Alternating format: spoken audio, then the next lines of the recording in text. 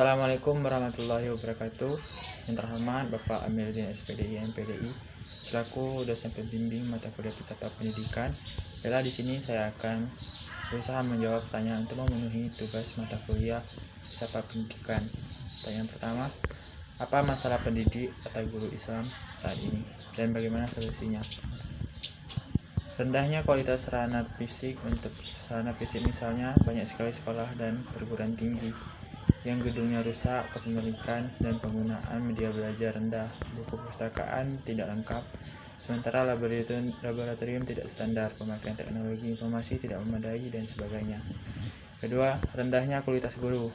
Keadaan guru di Indonesia juga memprihatinkan. Kebanyakan guru belum memiliki profesionalisme yang memadai untuk menjalankan tugasnya. Yang ketiga, rendahnya kesejahteraan guru. Rendahnya kesejahteraan guru mempunyai peran dalam membuat rendahnya kualitas pendidikan di Indonesia. Dengan pendapatan rendah, banyak guru terpaksa melakukan pekerjaan sampingan. Solusi untuk permasalahan ini, seharusnya pemerintah yang baik dan sehat lebih memiliki struktur dan program kerja yang nyata, sehingga dapat menyalurkan bantuan kepada sekolah-sekolah yang membutuhkan melalui dinas pendidikan terkait.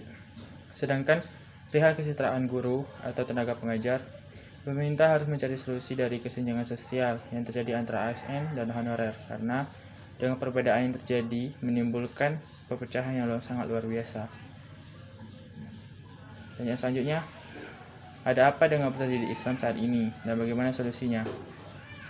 Untuk peserta didik Islam saat ini sangat jauh terbelakang dengan peserta didik lainnya sebab pengaruh globalisasi dan kemajuan teknologi.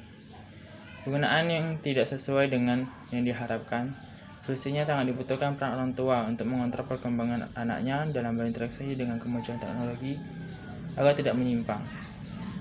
Pertanyaan selanjutnya, ada apa dengan sarana dan prasarana pendidikan Islam saat ini dan bagaimana pula solusinya?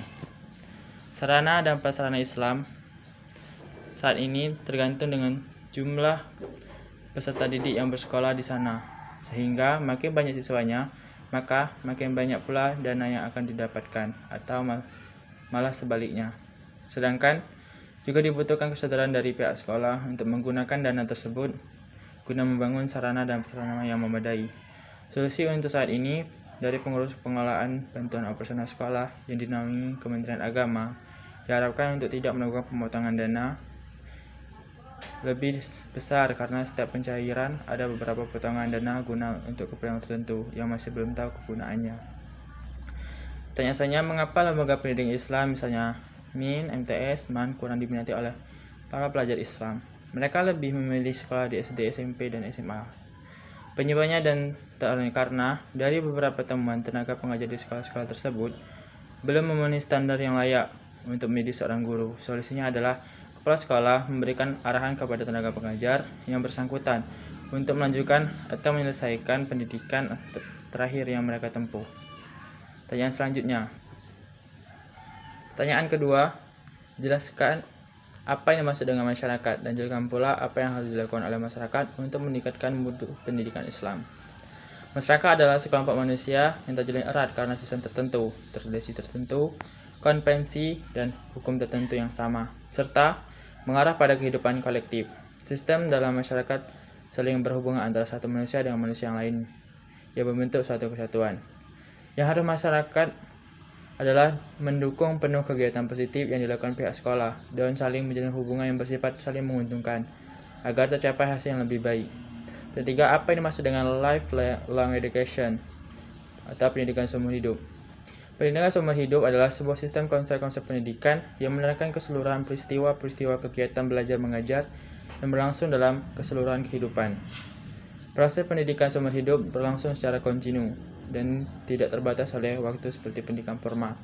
Proses belajar seumur hidup tidak hanya dilakukan seorang yang terpelajar, tapi semua lapisan masyarakat bisa melaksanakannya.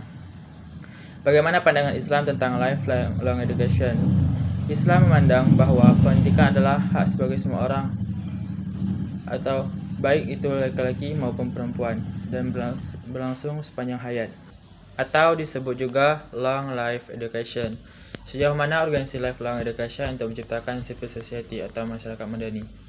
Sangat penting karena pada hakikatnya keadilan yang sesungguhnya sangat dibutuhkan untuk saat ini. Apa usaha konkret yang akan Anda lakukan ke depan untuk mengimplementasikan serta membudayakan lifelong education di lingkungan tempat tinggal Anda? Usaha yang harus dilakukan yakni memberikan pemahaman yang sangat mudah dimengerti atau sosialisasi untuk masyarakat agar mereka lebih mengetahui akan pentingnya lifelong education. 4. Ciri khas konsep pendidikan Nahdlatul Ulama dan Muhammadiyah. Pendidikan Muhammadiyah adalah penyiapan lingkungan yang memungkinkan seorang tumbuh sebagai manusia yang menyadari kehadiran Allah Subhanahu wa taala sebagai Rabb dan penguasa ilmu pengetahuan, teknologi dan seni. Dengan kesadaran spiritual, makrifat, iman atau tauhid, dan penguasaan iptek, seorang mampu memenuhi kebutuhan hidupnya secara mandiri, peduli sama manusia yang menderita akibat kebodohan dan kemiskinan, senantiasa menyebarluaskan kemakmuran, mencegah kemungkaran, bagi pemuliaan kemanusiaan dalam rangka kehidupan bersama yang ramah lingkungan dalam sebuah bangsa dan tata pergaulan dunia yang adil, beradab dan sejahtera sebagai ibadah kepada Allah. Pendidikan Muhammadiyah merupakan pendidikan Islam modern yang mengintegrasikan agama dengan kehidupan dan antara iman dan kemajuan yang holistik. Nahdlatul Ulama mempunyai dua ciri yang esensial. Yang pertama, al-i'timad al-nafsi, berdikari. Kedua, fil ijtimaiyah, masyarakat. Yang ketiga, yakni kontribusi NU dan Muhammadiyah terhadap pendidikan Islam di Indonesia. Dalam bidang pendidikan, Nahdlatul Ulama merupakan manifestasi modern dari kehidupan keagamaan, sosial, dan budaya dari para kiai. Dengan demikian, pesantren, Nahdlatul Ulama, dan para kiai sebagai sentral selalu mengaitkan diri dalam bentuk masyarakat. Kekompakan itu merupakan lembaga yang mempunyai peran kuat dalam perkembangan Islam, dan masyarakat Islam pada kualitas sumber daya manusia harus ditingkatkan melalui institusi yang bergerak dalam bidang pendidikan. Nahdlatul Ulama merupakan manifestasi modern dari kehidupan keagamaan, sosial dan budaya dari para kiai. Dan demikian pesantren, Nahdlatul Ulama dan para kiai sebagai sentral selalu mengaitkan diri dalam bentuk masyarakat. Muhammadiyah lewat dating enlightenment bagi umat Islam. Muhammadiyah merintis sekolah umum sebanyak-banyaknya.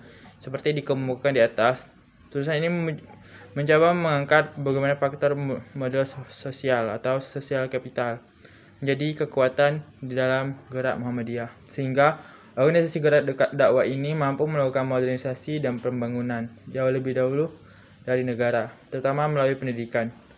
Penting diketahui, sejak beberapa tahun terakhir ini ramai dibahas tentang model sosial. Melalui kekuatan model sosial ini diharapkan dapat meringankan beban pembangunan di Indonesia yang selama ini mengandalkan model finansial dan model manusia atau human capital. Apa persamaan antara NU dan Muhammadiyah? NU bersifat non-politik dan bergerak di bidang agama, pendidikan, sosial, dan budaya. Muhammadiyah didirikan oleh Haji Muhammad Dahlan di Jakarta pada tanggal 18 November 1912. Persamaan antara NU dengan Muhammadiyah yakni bergerak dalam bidang sosial dan politik. NU dan Muhammadiyah tidak bergerak dalam politik praktis. Apa perbedaan NU dan Muhammadiyah? NU dikenal dengan toleransinya terhadap tradisi yang ada di Indonesia, sementara Muhammadiyah dikenal dengan istilah pemurnian Islam dengan gerakannya dalam dunia pendidikan. Dua organisasi ini dianggap sebagai organisasi Islam terbesar di Indonesia. Sikap saya mengenai dua organisasi ini diharapkan dengan adanya mereka, umat tidak terpecah belah dan tidak saling membedakan antara satu dengan yang lain, serta memberikan kebebasan umat untuk memilih dan bernaung di mana yang mereka inginkan. Demikianlah presentasi yang dapat saya sampaikan. Lebih dan kurangnya saya mohon maaf dan saya akhiri. Wassalamualaikum warahmatullahi wabarakatuh.